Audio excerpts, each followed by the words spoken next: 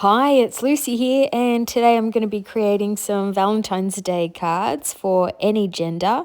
No pink, no red today. I'm going to be using these dies. They can be used for anniversary, engagement, wedding cards as well, and I will have some sentiments like that on some of the cards too.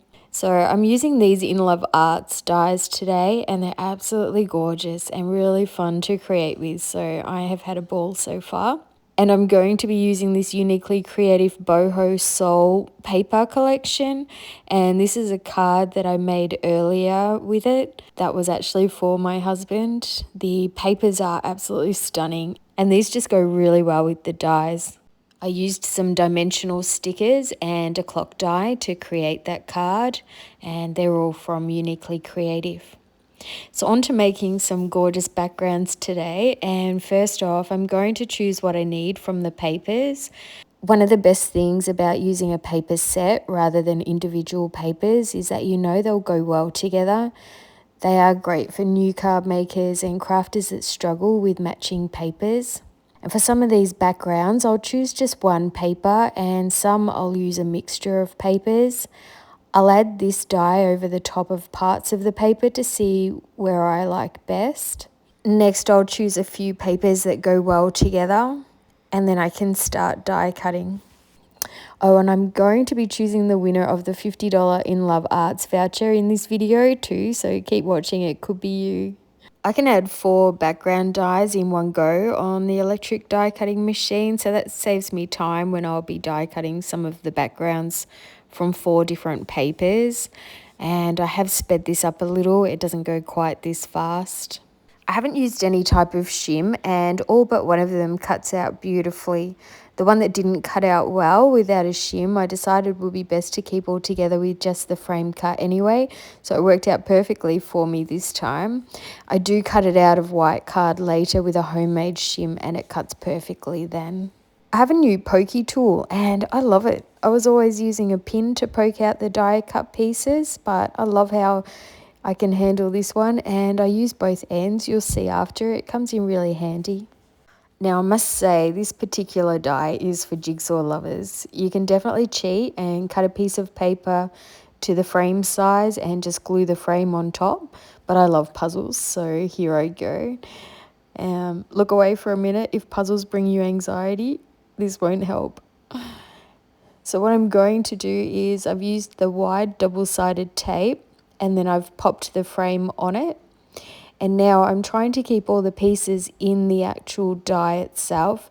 So if there's any that have popped out already, I'm going to add those first because it's easier to tell where they come from. And then I can just start popping them all in. It was really easy. The only problem is I've lost a piece. And so I figured I would do all of the other die cutting and backgrounds, and then hopefully it will turn up. So I'm still waiting for it.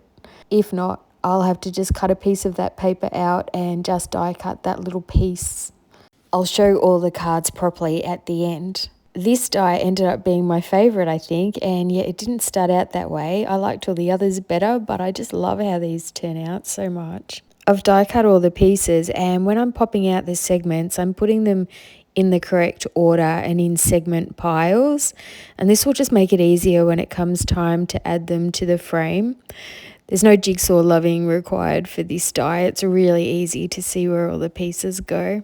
And if any bits of the die didn't cut perfectly, you can always follow the cut lines with your craft knife to finish it.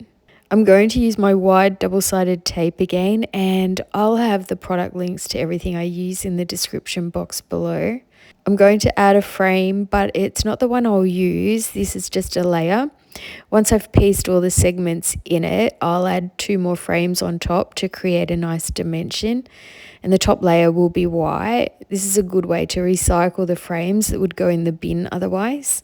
This die has 8 segments around the heart, so 4 pattern papers is perfect, as I can add 2 of each, and I'll add them in an order to keep cohesion, and it will look really nice. Uniquely Creative's pattern papers are so good. I had to pull up one of the segments as I didn't put it down correctly, but the paper was tough enough to keep intact. If I had used lightweight papers in this scenario, it would probably have torn. So if you are using thin paper, it's probably best to add glue instead of double-sided tape because it's more forgiving and you can move the paper around if you've placed it down wrong. I can then just cut around the frame and then it's almost ready to be put on the card front. First I'll glue the frames together, so you can just glue around the heart and around the outside of the frame, but I've chosen to glue every part of it just to make sure that it all stays in place.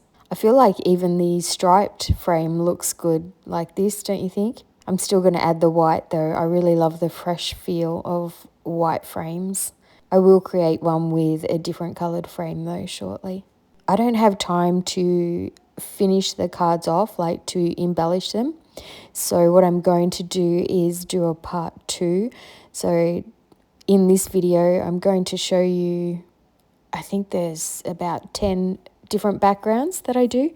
And then in another video coming up, I'll be able to show you how I embellish them all. And I'll make them all look very different then. And for Valentine's Day, engagement, wedding, I actually have 2 weddings coming up, which is very exciting. I haven't been to a wedding in quite some time.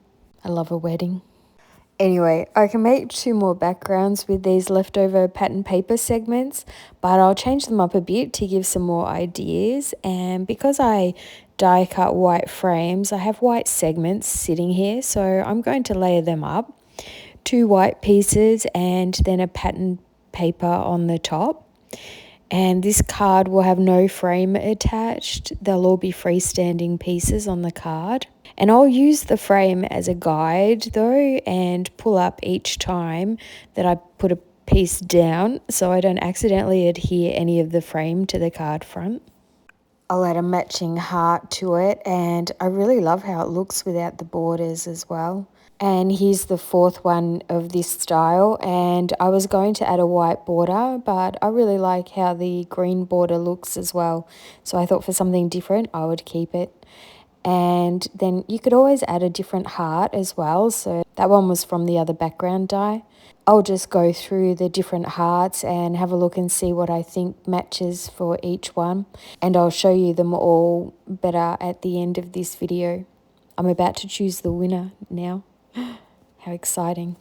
Oh, first I'm going to add this heart and then I'll show you, I use the other side of this pokey tool from Uniquely Creative. It's one of their new items and it's really handy for making sure that all the little edges are glued in there nice and tight. I love it. So now I'll just add the cards to the card front and we'll see them all, as I said, shortly. But first we'll draw the winner and this is exciting. Ta-da-da-da. And the winner is, I don't know how to say it, but Hapadobs. Congratulations. $50 voucher coming your way from In Love Arts. So if you just email me at lovebypaper@gmail.com within a week and we'll get that voucher sent to you so quickly. So just let me know your details. I will have this written in the description below, so if you're unsure, have a look at that. And yes, very exciting. Another shopping spree to be done, and I still have 4 more giveaways. So if you haven't checked out my latest videos for my 10,000 subscriber giveaway, if this is the first time that you've seen my channel, please go and check those out and add your names because they are still up for grabs. The Uniquely Creative $50 voucher will be the next winner drawn in a few days. So okay, and back to the cards and this next background die. With this one, I'm going to do the same thing. I've layered it up with 2 white pieces underneath and then the pattern paper on the top. And then I've gone around and sanded it for a different look and we'll see how that looks. But this one isn't going to have the border either. I'm just putting the frame down so that I can make sure that I have everything in the right place each time again.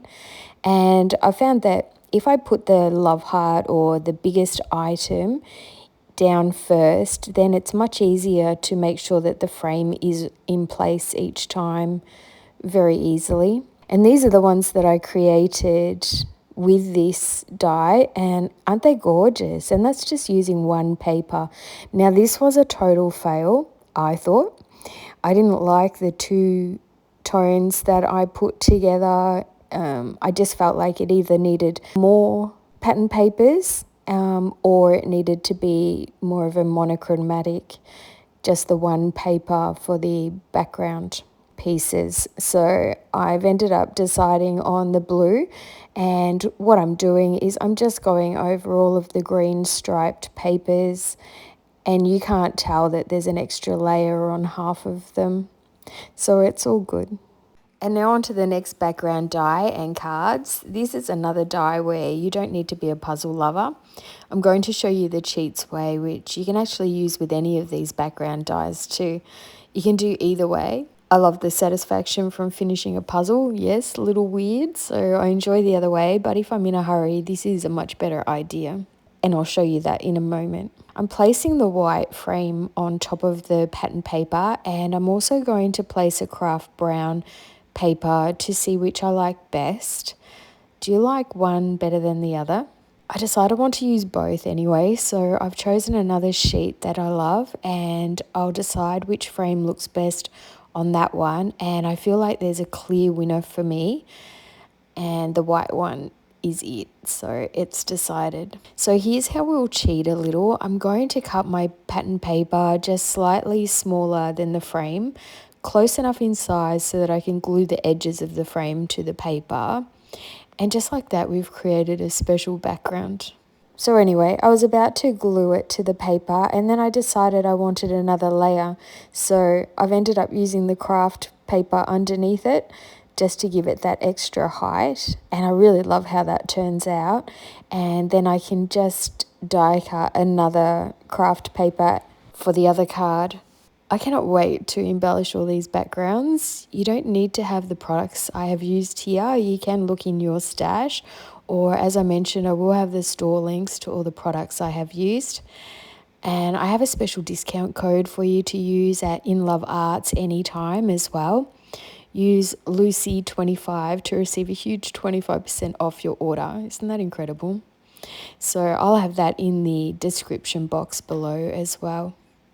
And they're a lovely company. I only deal with lovely companies that have great customer service too.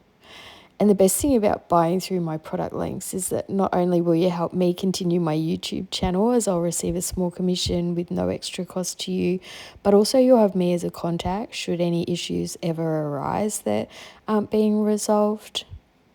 Anyway, back to the cards, and I ended up making 11 backgrounds, and I'll show them all very shortly.